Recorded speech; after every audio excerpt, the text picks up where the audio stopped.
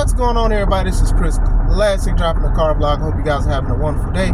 Nobody tells you today, remember that God loves you, Christ loves you, and I love you as well. And I stand on that and I mean that. You know, it's a lot of things that's going on, and a lot of people misquote and misuse the word, and sometimes that indoctrinates a lot of people. So to understand the word is to actually read it and to make sure your heart, mind, and soul is openly available to understand that when we read the word, everything isn't always great.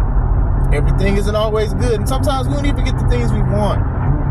But we still need to have a peace of mind. We still need to learn how to live holy and righteous. We still need to learn how to serve one another.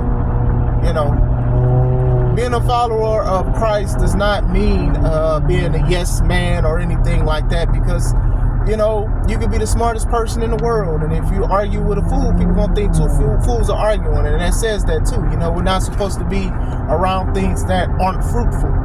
So if it's not fruitful, don't be a part of it. So I do pray that that is a seed that is planted in y'all to grow, to not only help you, but also others. Make sure you subscribe to the Take It Home podcast, where I talk about professional wrestling topics. Make sure you also subscribe to C3 Ultimate Wrestling, me and my wife's professional wrestling company. Next weekend, September 21st, Enter the Limelight, third show of the year. Tribute show to Limelight Entertainment Studios. Shout out to David Green, who is the founder, who's been rocking with us for a long time. Also, this Saturday the 14th, I will be in Wisconsin. Now that's wrestling. It's been a while since I've been there because of work scheduling and a whole bunch of things being tied up. So I will be there this Saturday. See you guys there. I wanted to talk about MVP's comments about Omos and what Triple H said, and also my thoughts on Omos being compared or something similar to the Big Show, aka Paul White. So MVP said that they were pushing for Omos to be like the next Big Show, but Triple H didn't want that. So MVP's comments or reactions to that was that this dude is 7'3", 400 something pounds. He is an attraction and he is an athletic. He used to play basketball. He's very athletic. And then he was like, if you don't know what to do with a 7'3" guy that's athletic, then you're an idiot. Now, I'm not saying that he's calling Triple H an idiot, but people are going to allude that he's called him Triple H an idiot. It's just the way it'll work. So I'm going to give my thoughts. No one can be the next Big Show. You just can't. Now, the Big Show, also known as the Giant, also known as Paul White, is a Hall of Famer. He is going to be in the Guinness Book of World Records for the most heel turns ever in wrestling history. 1 minute he's a good guy, next minute he's a bad guy. He can be bought or he can be manipulated, and he can be tricked into being the bad guy. He's going to be in the Guinness Book of World Records for many heel turns. It's just, still, I think the work that Big Show put in was phenomenal. For the most part, he gave himself to the business. Now, in his later years, I do feel like, as a man that is 7 foot, 400 pounds, I did feel like he gave away too much as far as falling and taking moves that he shouldn't do. I remember Dean was stomping him and he get on the ground. It was ridiculous to me. So I do feel like the stuff that he did give in the later years of his career, it affected him now. Now when you look at him, bad leg, hip, he had surgery and stuff, it looks painful to watch him walk. I will say that, but nonetheless, Hall of Fame career, definitely going to be in the WWE Hall of Fame in the future. I remember watching his documentary about what he had to make him grow. I loved his talk. I love that he's basically very smart and very intelligent. I will say that too. So usually when you compare somebody to a Hall of Famer, you gotta be careful with that, because sometimes that's gonna always be the measuring stick people are gonna compare them to. Sidebar, we're gonna use The Ascension. I don't know if you guys remember The Ascension, but The Ascension was Connor and Victor. They were in NXT and they was killing stuff. They had red, crazy looking shoulder pads. They had sort of like an Egyptian thing to them. They was doing good. in NXT. And then when they lost the NXT titles, they went up to WWE. So a lot of people was thinking, oh, they're going to be good. They're going to be dope. They're going to be treated right. Low-key, these was like the first ones who was kind of misused from being big in NXT and then basically being demolished when they go to WWE. So what happens was, apparently, they did a promo saying that they was better than the Road Warriors. Now, the Road Warriors is Hall of Famers. A lot of people inspire their gear from them. A lot of people grew up watching them, had the figures, the ice cream bars, and all of that stuff. So they caught a little backlash from saying they was like the best tag team. Then it was like they went from dominating at first, and then like the next week they was getting beat up by WWE legends, like legends that don't even look like what they used to look like. And then after that, it was just, they just went down a dark hole of like getting beat up, losing a lot and stuff like that. So I don't know who was in charge of them saying that, but it definitely messed up their career. Now, I don't think they did anything crazy behind the scenes, but sometimes when they tell you to do something, you're going to get the brunt of that. So I'm going to say that as well. You got to be careful when you try to compare stuff. You compare people, especially when they're legendary Hall of Famers. Now, when it comes to Omos, I do think Omos can make them a lot of money as being an attraction, being 7'3", looking like that, being bigger than a lot of the people.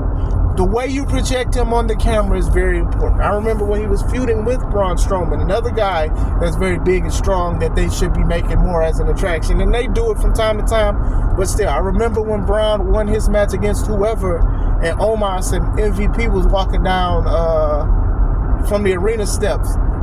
The way Omos looked, because, you know, MVP was walking next to him, and then how he towered over everybody else was bananas, because look at how big he was compared to Braun. And Braun is what, 6'11", 6'10"? That's a big dude himself. So those are the kind of things that make people like, wow, this is a massive guy.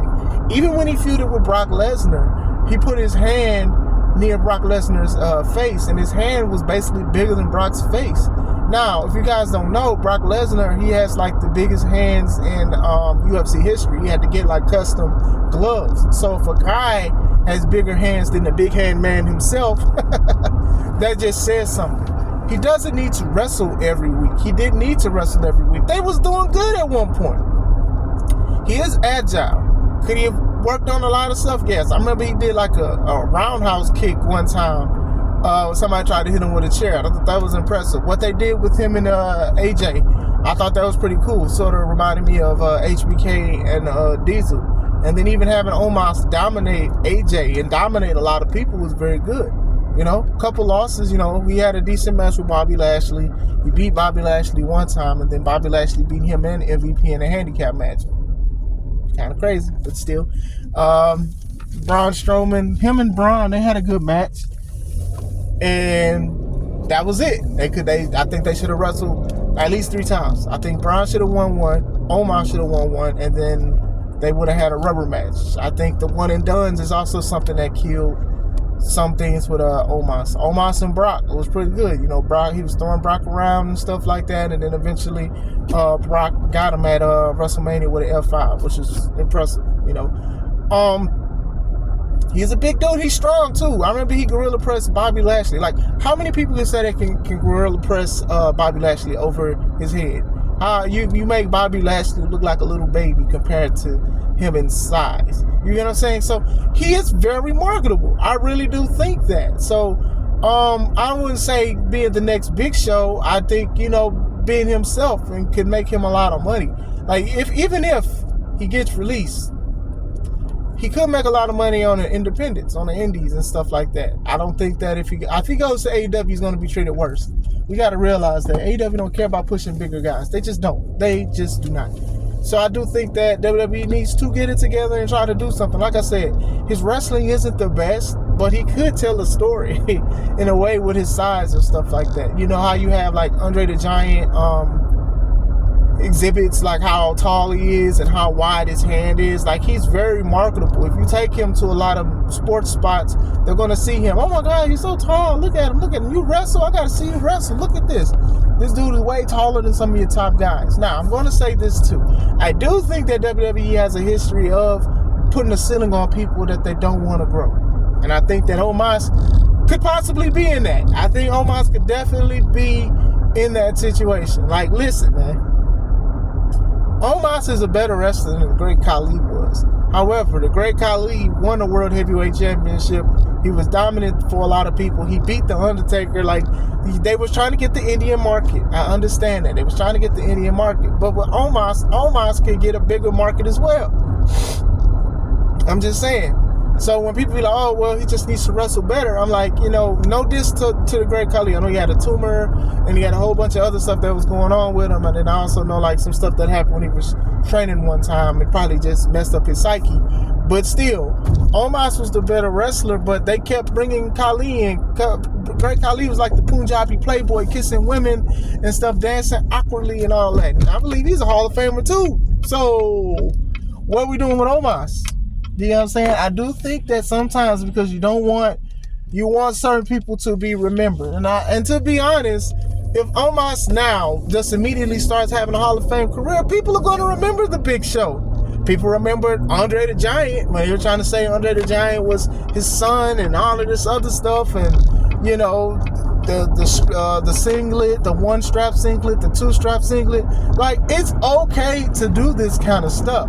Like, I don't even like using racial undertones, but even MVP, like reading stuff that MVP say will make your blood hot. Be like, hey man, I wouldn't put it past these people, dog. But going into it, I do think that Omos is very marketable. I do think that if you find something for him to do, I think he will do it. If you want him to get better, let him get better. This man has a stamp of approval from The Undertaker. You know how many people got that? It's not a lot of wrestlers that get a stamp from The Undertaker like, hey, I believe in you. Hey, you can take one of my moves. Which he does is the snake eyes and then going off the ropes in a big boot. I love that move. But I think that Omos, it can be a star still. He's clunky in the ring. A lot of dudes that are 7 foot tall is clunky in the ring. With Big Show had a better build as a wrestler too. I'll say that. But still, he can still go. I think he's still agile. I just think if you could polish him and present him better, he will be good. We'll see. Well, what do you guys think? Do you guys think Omos could bring money to the WWE? Do you guys think he can improve, or do you think it's just too late for him? Let me know. Hope you guys have a wonderful day. This is Chris Classic. Let's take it home.